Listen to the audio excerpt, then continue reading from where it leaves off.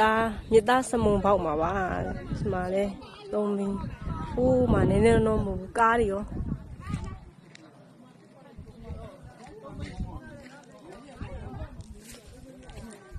မကြည့်အောင်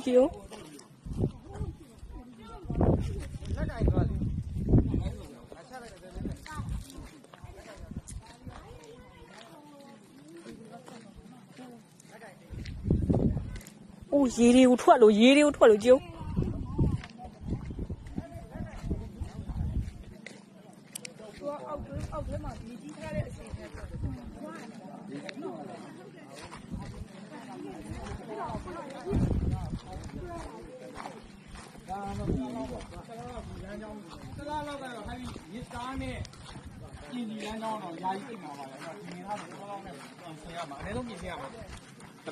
တရားထိခိုက်မှုသိမ့်မရှိပြီမဲ့ဒီပြည့်ရအောင်ရတော့အင်မတန်မှ ဟိုမှာကားကြီး